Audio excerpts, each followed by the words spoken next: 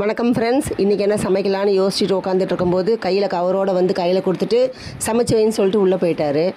கவரில் என்ன இருக்குதுன்னு நம்ம கொட்டி பார்த்தோம்னா உள்ளே இருக்குது நல்லா ஃப்ரெஷ்ஷாக இப்போ தான் வலையிலேருந்து பறிச்சிட்டு வந்த மீன். இந்த மீனோட பேர் மொதக்கெண்டைங்க. பாருங்கள் எவ்வளோ ஃப்ரெஷ்ஷாக இருக்குது. இந்த மீனில் கொஞ்சம் செதில் இருக்கும். அந்த செதிலெல்லாம் ஈஸியாக வரணும்னா ஒரு 5 நிமிஷம் நம்ம தண்ணியில் ஊற வைக்கணும். இந்த மீன் சின்ன பசங்களுக்கும் கொடுக்க முடியாதுங்க. இந்த மீனில் அதிகமாக முள் இருக்கும். அதனால் பெரியவங்க மட்டுமே இதை சாப்பிட முடியும். இந்த மீனை சுத்தம் பண்ணுறது ரொம்ப ஈஸி. தண்ணியில் ஊற வச்சுட்டு ஒரு 5 நிமிஷம் கழித்து ஒவ்வொரு மீனாக எடுத்து நம்ம கையில் கத்தியோ கத்திரிக்கோலை வச்சு இந்த மாதிரி லேசாக இப்படி சுரண்டி எடுத்ததும் எல்லா செதிலும் வந்துடும். அதுக்கப்புறம் தலையோடு சேர்ந்து வயிற்று பகுதியும் சேர்த்து கட் பண்ணிவிட்டு சைடில் இருக்க முள் வாழையும் கட் பண்ணி எடுத்துகிட்டு வயிற்றில் இருக்கிற தேவையில்லாத குடலை சுரண்டி எடுத்தால் சரியாக போச்சு. இப்படி ஒவ்வொரு மீனையும் எடுத்து செதில் எடுத்துகிட்டு ஓரத்தில் இருக்க முள்ளை கட் பண்ணிவிட்டு தலையோடு சேர்த்து வயிற்று பகுதியும் கட் பண்ணி எடுத்துகிட்டு வாழை கட் பண்ணி எடுத்துகிட்டு வயிற்று பகுதியை சுரண்டி எடுத்துட்டோம்னா மீன் சுத்தமாக ரொம்ப சீக்கிரமே ரெடி ஆகிடும். நான் முதல்ல மீனோட செதில் ஓரம் இருக்க முள் வாழை எல்லாத்தையும் கட் பண்ணி எடுத்து போட்டுட்டேங்க.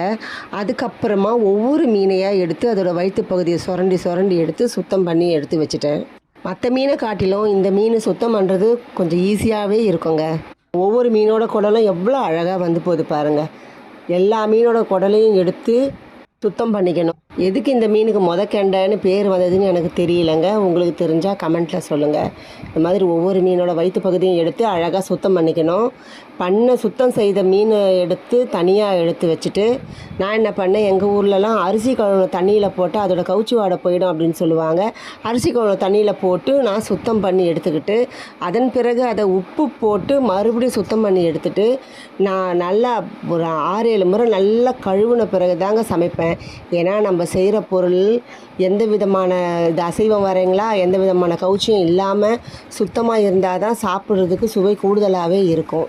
மீன் கவலை மீன் மாதிரி இல்லைங்க. இந்த மீன் குழம்புல போட்டு 2 முறை குதிச்சதுமே இந்த மீன் உடஞ்சிற தன்மை இருக்குது. அதனால் இந்த மீன் அதிகபட்சம் நல்லா முருகலாக வறுத்து இந்த சாப்பாட்டுக்கு சைட் டிஷ்ஷாக வச்சு சாப்பிட்டோம்னா சுவை இன்னும் கூடுதலாகவே இருக்கும். மீன் வறுக்கும் போது அதிக தண்ணில் இல்லாமல் சிம்மில் வச்சு நம்ம வறுத்தோம்னா இந்த முள்ளெல்லாம் கூட நல்லா வறுபட்டு மொறுமொறுன்னு ஆகிடுங்க. இந்த மீனை வச்சு என்ன பதார்த்தம் பண்ணுன்னு சொல்லிட்டு அடுத்த வீடியோவில் பாருங்கள். வீடியோ பிடிச்சிருந்தா லைக் பண்ணுங்கள், சப்ஸ்கிரைப் பண்ணுங்கள். Thank you friends, thank you.